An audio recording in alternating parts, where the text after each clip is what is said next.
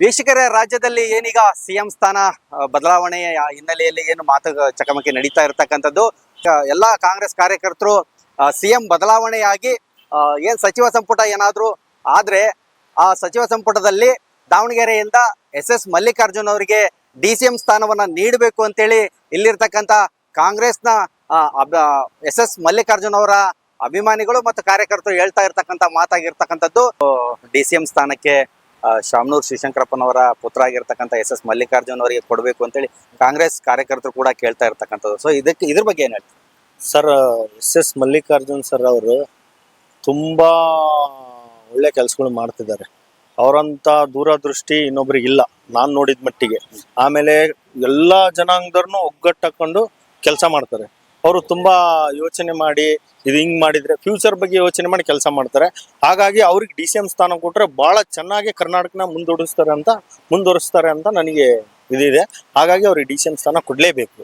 ಈಗ ನೀವು ನೋಡ್ತಿದ್ದೀರಾ, ಮಧ್ಯ ಕರ್ನಾಟಕದ ದೊರೆ ಅಂತಂದ್ರೆ ಎಸ್ ಮಲ್ಲಿಕಾರ್ಜುನ್ ಅವರು ದಾವಣಗೆರೆನ ಹೇಗೆ ಅಭಿವೃದ್ಧಿ ಮಾಡಿದ್ದಾರೆ ಅಂತಂದ್ರೆ ಎಲ್ಲ ಇಡೀ ಕರ್ನಾಟಕಕ್ಕೆಲ್ಲ, ಇಡೀ ದೇಶಕ್ಕೆಲ್ಲ, ಹೊರ ರಾಜ್ಯಗಳಿಗೂ ಅಲ್ಲ, ಅಂತಾರಾಷ್ಟ್ರೀಯ ಮಟ್ಟದಲ್ಲಿ ಗೊತ್ತಿದೆ ದಾವಣಗೆರೆ ಹೇಗೆ ರೀತಿ ಅಭಿವೃದ್ಧಿ ಆಗಿದೆ ಅಂತಂದು.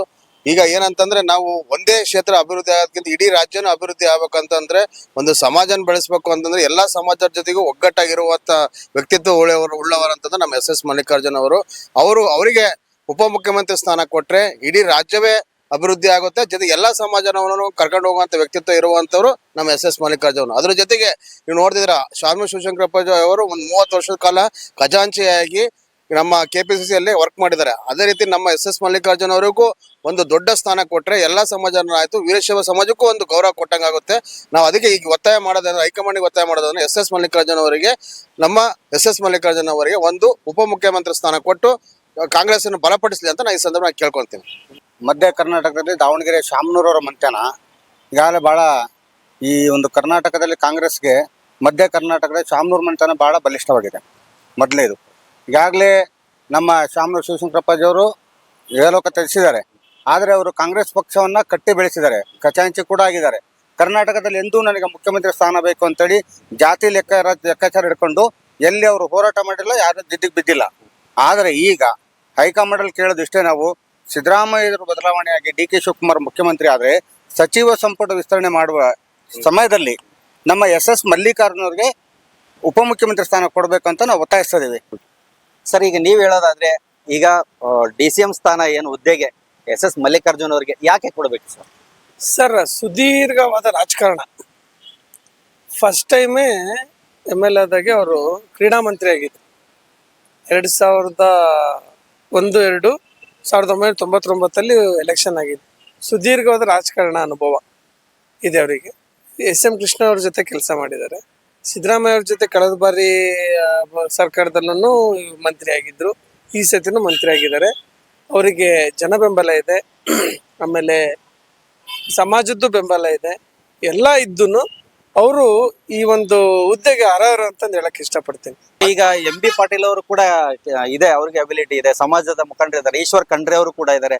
ಈಶ್ವರ್ ಖಂಡ್ರೆ ಮತ್ತು MB ಪಾಟೀಲ್ ಅವ್ರನ್ನ ಬಿಟ್ಟು ಇವ್ರಿಗೆ ಯಾಕೆ ಕೊಡಬೇಕು ಅಂತ ನಮ್ಮ ಒಂದು ಇಚ್ಛೆ ಏನಪ್ಪಾ ಅಂದ್ರೆ, ಕರ್ನಾಟಕದ ಇದು ಮಧ್ಯಭಾಗ ದಾವಣಗೆರೆ. ಈ ಮೊದಲು ಚನ್ನಗಿರಿಯಲ್ಲಿ ನಮ್ಮ JH ಪಟೇಲ್ ರವರು ಮುಖ್ಯಮಂತ್ರಿಗಳಾಗಿದ್ರು. ಅವರ ಕಾಲದಲ್ಲಿ ಜಿಲ್ಲೆಗಳನ್ನ ನಿರ್ಮಾಣ ಮಾಡಿ ಒಂದು ಹೆಸರು ಮಾಡಿದ್ರು. ಅಲ್ಲಿಂದ ಇಲ್ಲಿವರೆಗೂ ನಮ್ಮ ದಾವಣಗೆರೆಗೆ ಯಾವುದೇ ರೀತಿಯ ಮುಖ್ಯಮಂತ್ರಿ ಸ್ಥಾನ ಆಗಿರ್ಬೋದು, ಉಪಮುಖ್ಯಮಂತ್ರಿ ಸ್ಥಾನ ಆಗಿರ್ಲಿ ಸಿಕ್ಕಿಲ್ಲ. ಆ ಹಿತದೃಷ್ಟಿಯಿಂದ, ಪಕ್ಷದ ಒಂದು ಹಿತದೃಷ್ಟಿಯಿಂದ ಎಸ್ ಮಲ್ಲಿಕಾರ್ಜುನ್ ಅವರನ್ನ ಮಾಡಿ ಜವಾಬ್ದಾರಿ ಕೊಟ್ರೆ ಕರ್ನಾಟಕದಲ್ಲಿ ಒಂದು ಸಂಚಲನ ಮೂಡಿಸ್ತಾರೆ ಅನ್ನೋದು ಎಲ್ಲಾ ಕಾರ್ಯಕರ್ತರ, ಯುವ ಜನತೆಯ ಮತ್ತು ಯಜಮಾನರ ಒಂದು ಆಸೆಯಾಗಿದೆ.